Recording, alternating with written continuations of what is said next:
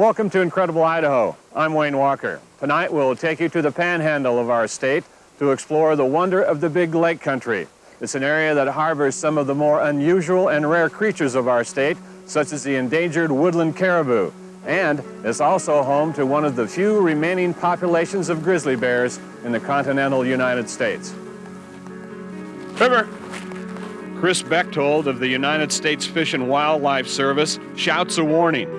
He's about to enter an area where he and his fellow biologist Tom Redaunt have laid the cable snares and smelly bait that constitute a grizzly bear trap.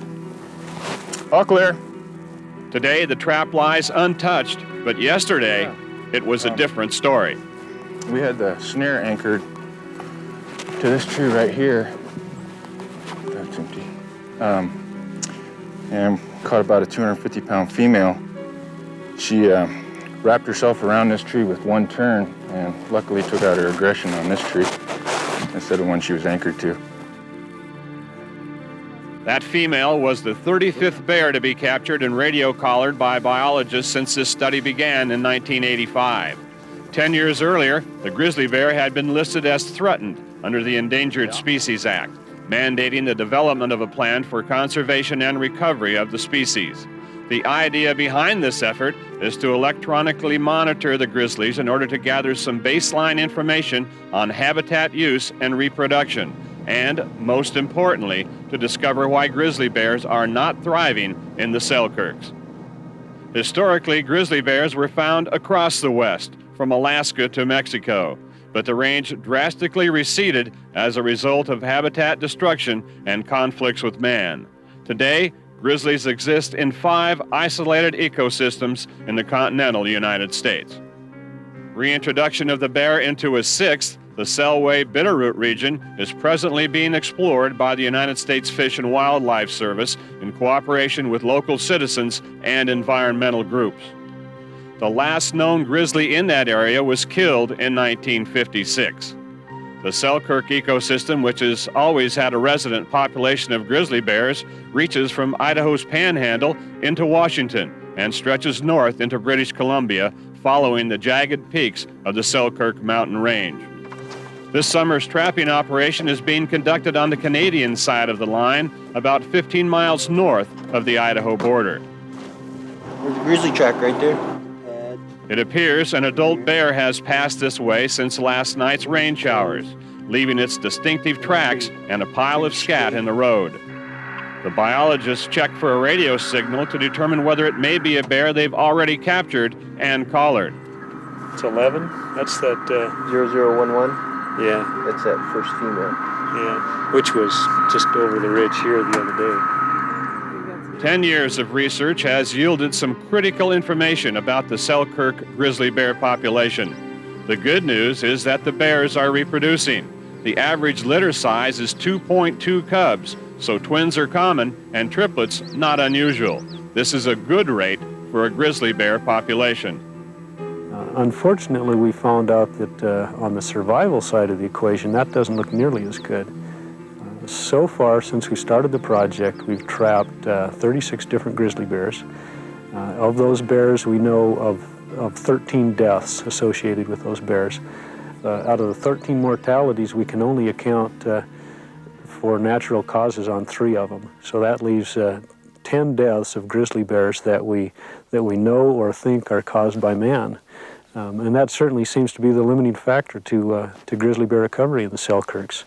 Man-caused mortality. The reasons vary from mistaken identity, a black bear hunter mistakenly shooting a grizzly, to intentional poaching and malicious killing.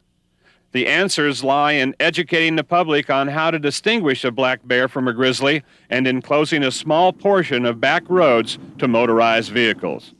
Road closures are a way to try to maintain the ecosystem in such a state that grizzly bears can still exist. Road closures only restrict vehicular access, motorized access.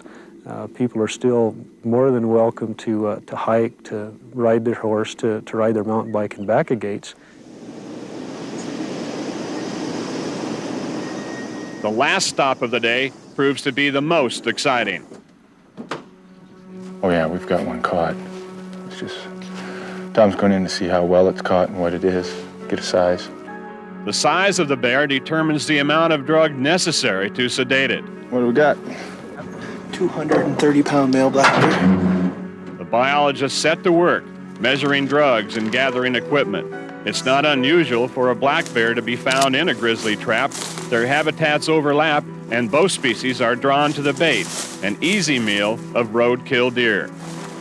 The biologists enter the trap site armed with a syringe mounted on a jab stick and a precautionary shotgun. The bear has taken refuge up a tree, climbing as far as the snare allows. Chris quickly injects the drug, aiming for the muscle mass at the bear's shoulder, and then backs off to wait.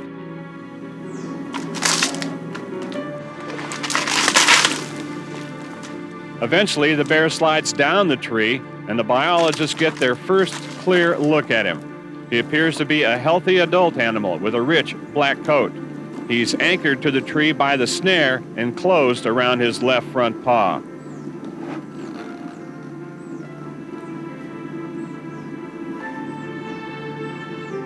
I'm going to give him a little bit more. He should have been down at least 5 minutes ago, probably more than that. And he's showing the effects of getting about half the drug. Once again, Chris jabs the bear. It's late in the season, early autumn, and the bears have layered on fat in anticipation of winter hibernation. This fat layer can slow the progress of the drug, and although the black bear doesn't have the massive claws of a grizzly, he's a dangerous animal when cornered, and the biologists treat him with respect. That bear weighed 230 pounds. I don't weigh 230 pounds, and that guy's got big claws, and they could do a lot of damage even when they're tranquilized. Foot, 6 3/4. Claw, 3/4. Standard measurements are taken to add to the data profile on black bears in the Selkirks, and then the biologists prepare to weigh them. Let me read the scale. 220, 230. If this had been a grizzly capture, the bear would be fitted with a radio collar. But instead, the black bear is placed in the shade and made comfortable, the blindfold replaced with large leaves. It's clear that capturing and radio collaring grizzly bears and processing the black bears that wander into their traps requires a big effort. Inevitably, that raises questions about the concept of trying to preserve this wild, secretive, and mysterious creature.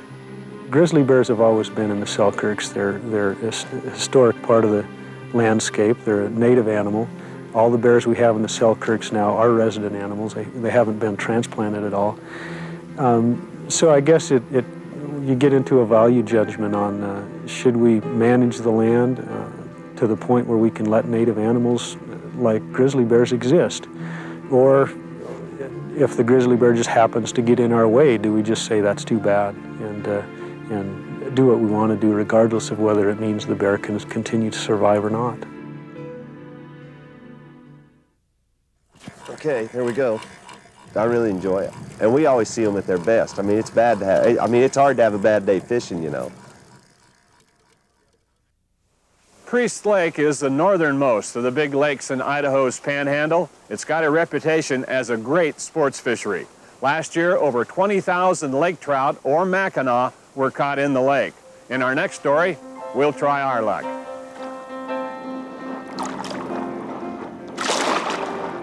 The clear waters of Priest Lake reflect the exact shade of the sky, a solid ceiling of low-gray clouds. The wind is barely stirring as the boat leaves the dock, a hopeful sign that the weather will hold. The only time the weather really starts bothering us is if it gets real windy, and like where we're fishing now, I want to be real concentrated on where I fish. I know how far off the shoreline I have to be. I know what area of the lake I need to be in. And if the wind starts blowing and blows me way out there in the middle or something like that, then I'm fishing at where the wind wants me to fish and not where I want to fish. Outfitter Gary Brookshire runs a fishing guide business on Priest Lake. He boasts that he's never, ever been skunked, and fortunately for us today is no exception. Got him. A lot of excitement. I mean, you hook up a big fish up here, you know, a 25-pound fish, you'll have him on the line for 30 minutes or so, and and it's just a straight up and straight down pull. They like it down where it's deep and cold. They don't like to come up. When you first turn one of these fish up after you hook him up, he turns right tail to the sky and tries to swim back down. Okay, here he comes.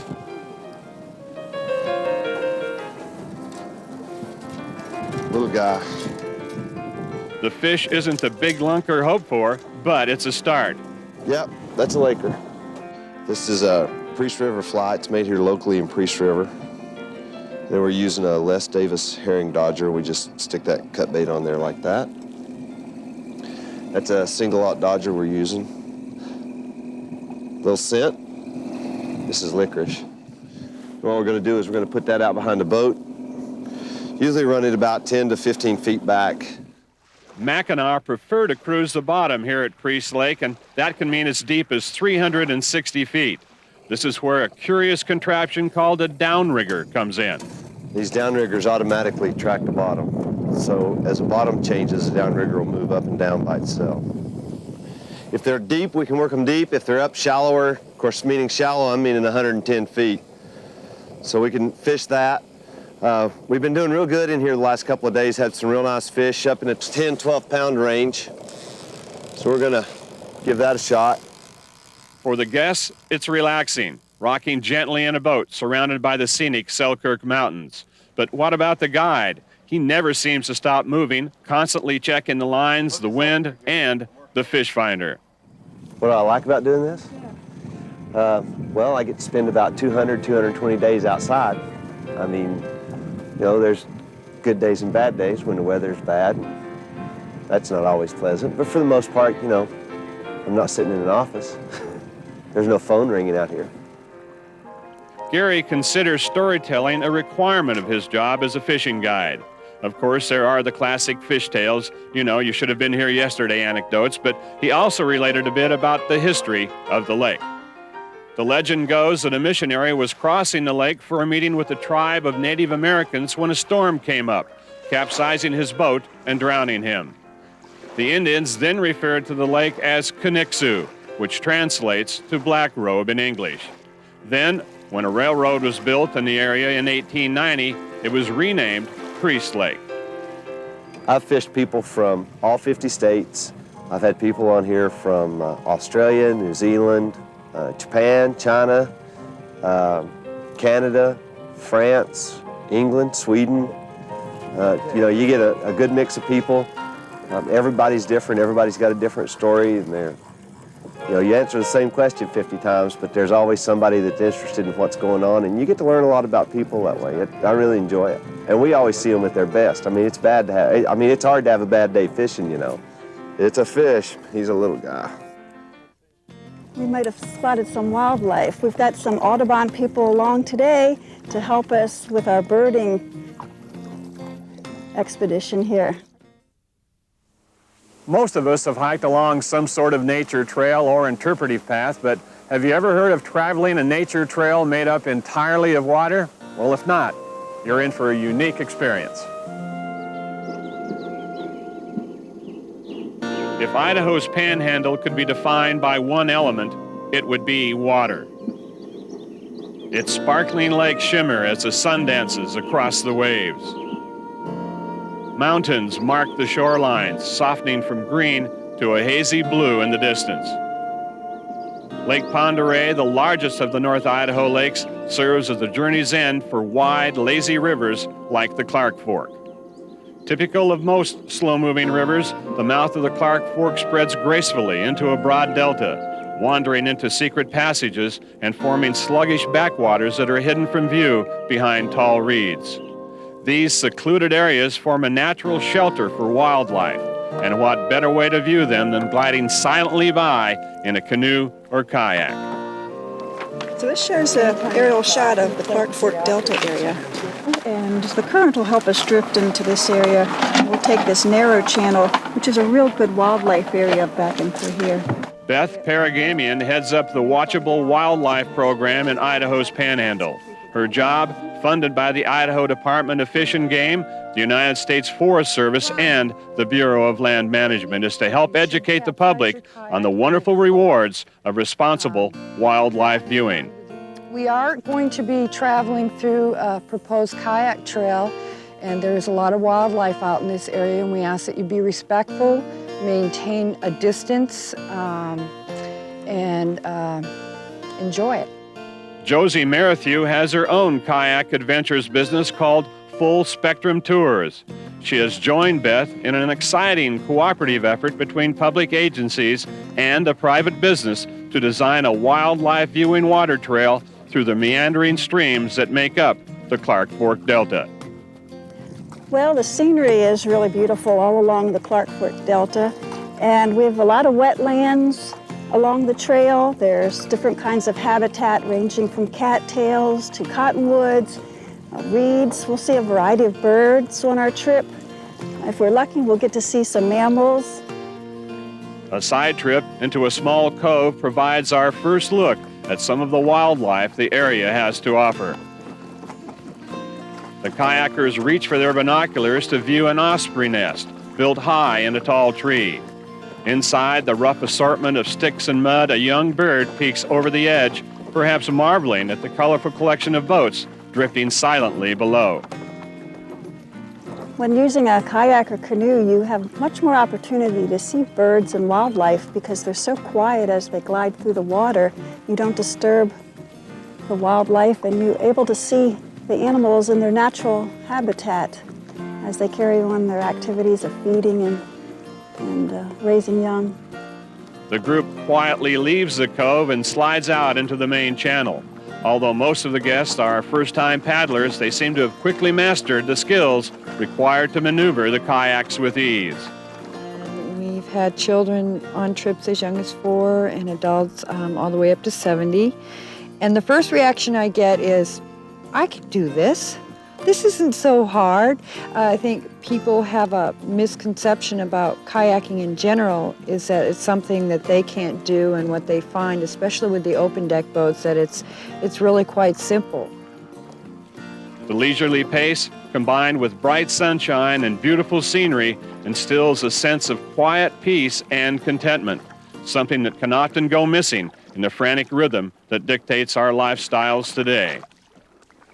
Well, it's really important. There are more and more people using the outdoors for relaxation and recreation, and people are getting farther away from nature in their daily lives. So as they go out for relaxation on weekends, they seek out places like this that are natural, have a lot of wildlife, have a lot of plants and trees around. It's relaxing, and they need to know how to help take care of it.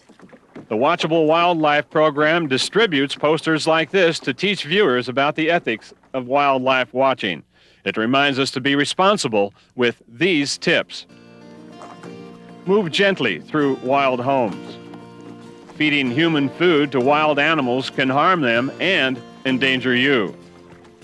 Enjoy a wildflower on the stem, not in hand. Stay on trails, walk with a careful step, and flowers will flourish.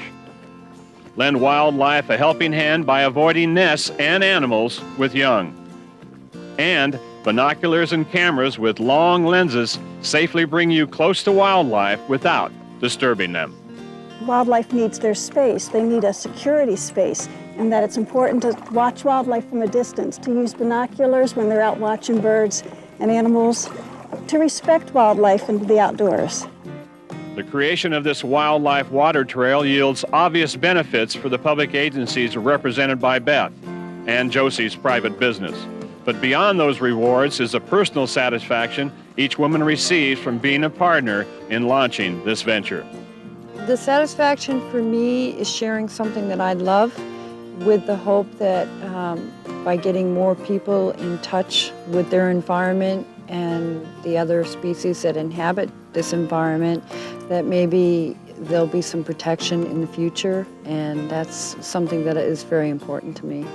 Oh yes, a great personal satisfaction to see people enjoying the outdoors and to see wildlife and habitat left for others to enjoy too.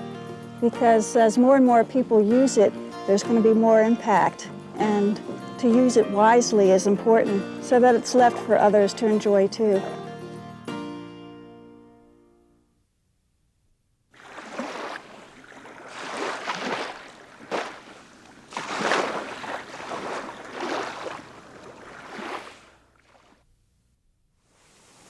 Thanks once again for being with us. We'll close our show tonight with a last look at Idaho's beautiful Big Lake country.